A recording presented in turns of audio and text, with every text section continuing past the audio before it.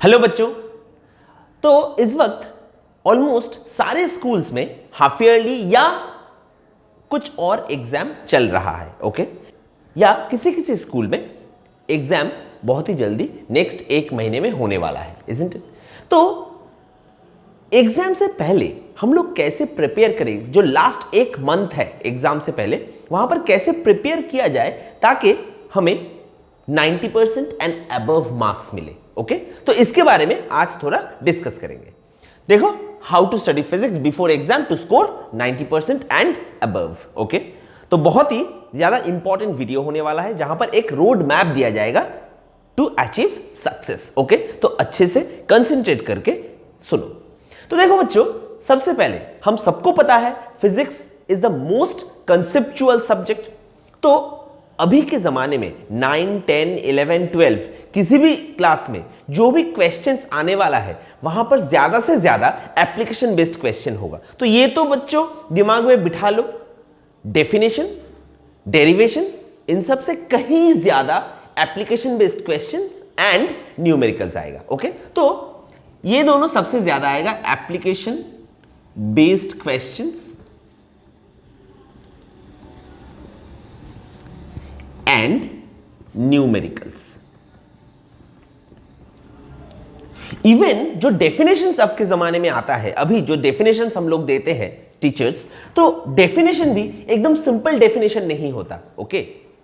सोचो, अगर मैं एक क्लास 9 का एक एग्जांपल उठा लूं, ऐसा डेफिनेशन कभी भी नहीं होगा कि डिफाइन फोर्स, बल्कि ऐसा डेफिनेशन होगा कि डिफाइन 1 न्यूटन ऑफ फोर्स।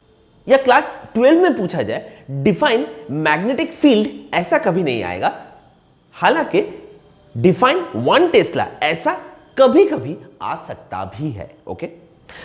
तो बच्चों, सबसे पहले कैसे प्रिपेयर करना स्टार्ट करें, सबसे पहले क्या पढ़े, कौन सा चीज से स्टार्ट करें।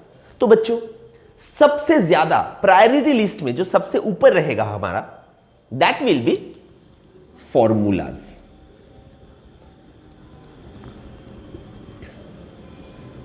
देखो बच्चों, क्यों मैं फॉर्मूला बोल रहा हूं, हालांकि फिजिक्स में सबसे इंपॉर्टेंट जो चीज है that is to understand the concept, isn't it. लेकिन कंसेप्ट ऑलरेडी जब सेशन स्टार्ट हुआ था तब से हम लोग कॉन्सेप्ट समझ रहे हैं, कॉन्सेप्ट के बारे में बात कर रहे हैं, उस कॉन्सेप्ट को अप्लाई कर रहे हैं इन case of numericals, theoretical questions, isn't it. अब उसके साथ और एक चीज प्रायोरिटी में पहले आ जाएगा, दैट इज फॉर्मूलाज। देखो बच्चों, फिजिक्स में सब कुछ समझना पड़ता है, समझ के आंसर करना पड़ता है। सिर्फ एक चीज जिसको तुम्हें रट्टा लगाना पड़ेगा, रट्टा बच्चों, ओके, एकदम मतलब दिमाग में बिठाना पड़ेगा रट्टा लगा के, वो है फॉर्मूलाज। देखो 9, 10 यहां पर फॉर्मूलाज थोड़े कम होते हैं, लेकिन 11, 12 में तो फॉर्मूलाज के भरमार है, इजंट इट। तो फॉर्मूलाज हमें याद रखना है। तो याद रखे कैसे? देखो, फॉर्मूला सभी भूल जाते हैं, कोई भी, अगर वो प्रैक्टिस ना करे। तो मैं कहूंगा तुम अपना खुद का एक फॉर्मूला बुक बनाओ, ओके। एक छोटा सा एक डायरी या एक कॉपी ले लो, ओके, जहां पर एकदम चैप्टर वाइज फॉर्मूला लिखना स्टार्ट करो। देखो, ज्यादा से ज्यादा 9 या 10 पकड़ा जाए तो फॉर्मूलाज 10 से ज्यादा नहीं होगा, इजंट इट, उससे कम ही होगा। और अगर 11 एंड 12 पकड़ा जाए तब भी कितना होगा, चलो 15 फॉर्मूला हो गया, 20 फॉर्मूला हो गया, उससे तो ज्यादा नहीं होगा। तो ये सारे फॉर्मूलाज, और वहां पर भी तुम लोग देखोगे कि बहुत सारा फॉर्मूलाज पिछले वाले फॉर्मूलाज का दूसरा एक फॉर्म है, इजंट इट। तो ये सारे फॉर्मूलाज नंबर वाइज लिख डालो और इस कॉपी को एकदम अच्छे से रखो। जब रात में सोने जाओगे ना, जब सब पढ़ाई वढ़ाई हो गया है, अगर कुछ मोबाइल चलाना हुआ वो भी हो गया है, सिर्फ 10 मिनट पहले जब तुम सोने जा रहे हो, उसके 10 मिनट पहले वो कॉपी ले लो, उस कॉपी को एक बार पढ़ो अच्छे से, उसको बंद करो और सो जाओ। बस क्या करना है, जैसे खाने से पहले पिल्स लेते हैं वैसे ही सोने से पहले उस फॉर्मूला कॉपी को एक बार देख के सो जाना है। तो क्या करेगा, अपना ब्रेन जो है सारी रात उसी चीज को छापता रहेगा, एक के बाद एक, एक के बाद एक, एक के बाद एक। तो ऐसा अगर तुम करो तो अलग से फॉर्मूला के लिए टाइम तुम्हें देना नहीं पड़ेगा, वो वैसे ही याद रहेगा। ओके बच्चों, तो ये तो हो गया अपना फॉर्मूला की बात।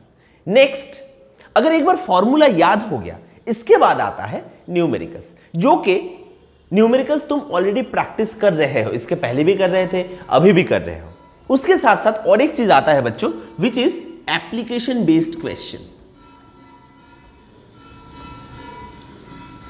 अब in case of application based question, यहां पर एप्लीकेशन बेस्ड क्वेश्चन को कैसे लिखा जाए, वहां पर बच्चों का बहुत सारा क्वेश्चंस रहता है कि कैसे लिखे एप्लीकेशन बेस्ड क्वेश्चन को। तो मैं एक ट्रिक बता देता हूं एप्लीकेशन बेस्ड क्वेश्चन लिखने का। कोई भी एप्लीकेशन बेस्ड क्वेश्चन हुआ, उसका दो पार्ट होता है। पहला जनरल थ्योरी,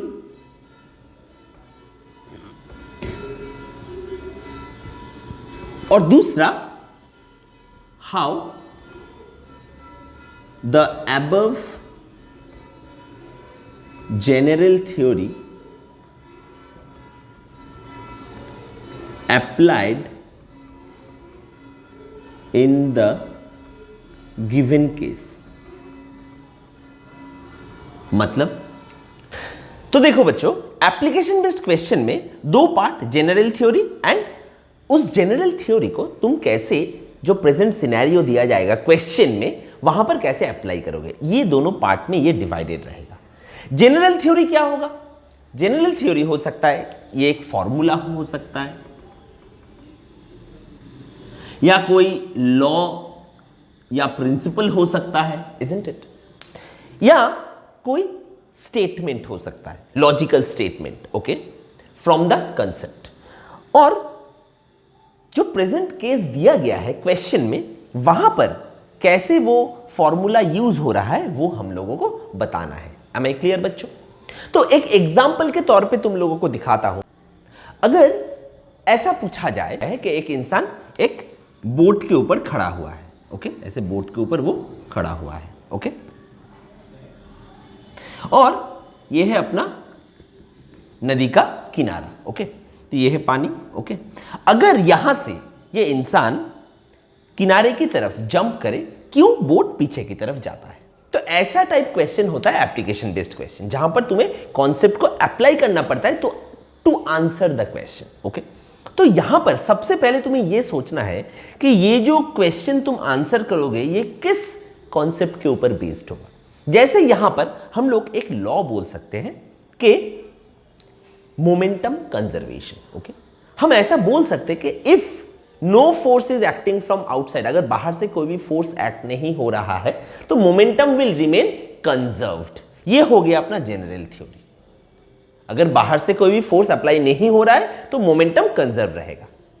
अब ये जो जनरल थ्योरी है वो इस केस में कैसे अप्लाई करें, तब हम लोग ऐसे बोलेंगे नेक्स्ट पैराग्राफ में कि अगर ये इंसान आगे की तरफ जंप करता है तो उसका मोमेंटम क्या होगा? Forward momentum. अब ये जंप करने से पहले टोटल पर्सन एंड बोट का जो टोटल मोमेंटम था दैट वाज जीरो। तो पहले अगर जीरो था, बाद में भी जीरो रहना चाहिए। अब इसका अगर फॉरवर्ड मोमेंटम है तो ऑब्वियसली इस बोट का बैकवर्ड मोमेंटम होना पड़ेगा, तभी जाके टोटल मोमेंटम जीरो होगा। तो इसीलिए ये जो बोट है वो पीछे की तरफ जाता है। तो ऐसे हमें लिखना है। Am I clear? तो पहले ऑब्वियसली ये मेंशन कर देना कि on what concept you are explaining. It could be a formula also, okay. तो ऐसा होता है एप्लीकेशन बेस्ड क्वेश्चन। तो ये जो एप्लीकेशन बेस्ड क्वेश्चन है, इसको अच्छे से लिख के प्रैक्टिस करना है। अलग अलग क्वेश्चन ले लो और आंसर बिना देखे तुम उसको प्रैक्टिस करने की कोशिश करो। और उसके साथ साथ थर्ड में आता है न्यूमेरिकल प्रैक्टिस। तो न्यूमेरिकल तुम लोगों को ऑलरेडी तुम लोग प्रैक्टिस कर रहे हो, तो देखो फॉर्मूला अगर तुम्हें याद है अच्छे से तो न्यूमेरिकल भी प्रैक्टिस करना बहुत ही आसान हो जाएगा। इज इट क्लियर बच्चों? और एक टिप्स दे देता हूं बच्चों। देखो हाफ ईयरली एग्जाम है, पूरा सिलेबस के ऊपर तो होगा नहीं, तो कुछ ही चैप्टर के ऊपर होगा। तो वो सारे चैप्टर्स अच्छे से पढ़ो, अच्छे से एकदम बीच बीच से पढ़ो, क्योंकि टीचर्स के पास भी ऑप्शन कम रहेगा क्वेश्चन बनाने का, ओके। तो टीचर्स भी क्या करेंगे, एक ही चैप्टर से बहुत सारा क्वेश्चन देंगे।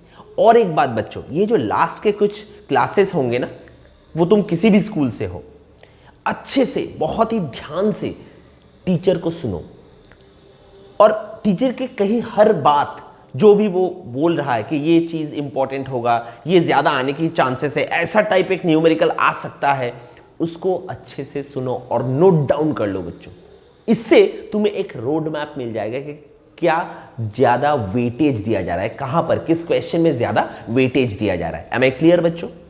तो ये सब चीज दिमाग में रख के अगर पढ़ोगे तो बेसिक 3 चीज है, फॉर्मूला याद रखना, कंसेप्ट तुम्हारा ऑलरेडी क्लियर हो चुका है, मैं पकड़ लेता हूं, तो उसके साथ उसी कंसेप्ट को लगा के एप्लीकेशन बेस्ड क्वेश्चन को लिख के प्रैक्टिस करना, जो न्यूमेरिकल बेस्ड नहीं है, एप्लीकेशन बेस्ड क्वेश्चन, ओके, लिख के जो लिखना पड़ता है जहां पर, और तीसरा न्यूमेरिकल प्रैक्टिस करना। ओके बच्चों, तो ये 3 दिमाग में रखो, और जो एक्स्ट्रा टिप्स बोल दिया कि टीचर्स की बात अच्छे से सुनो, जो भी बोल रहा है अभी, पहले तुम जो भी कर रहे थे अभी टीचर्स के अच्छे बच्चे बन जाओ। ओके, एकदम सामने बैठो और नोट डाउन करो जो भी बोल रहा है, टीचर से कहीं हर बात अभी इंपॉर्टेंट होने वाला है।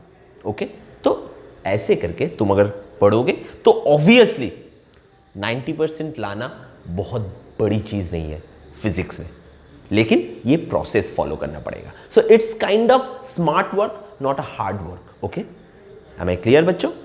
आई होप तुम लोगों को समझ में आया। तो अभी इसी जोश से अच्छे से लगो और पढ़ाई करो। ऑब्वियसली सबको 90% लाना है और उसके बाद कमेंट पे बताना है किसको कितना मार्क्स मिला है। Am I clear? ओके बच्चों, all the best, thank you.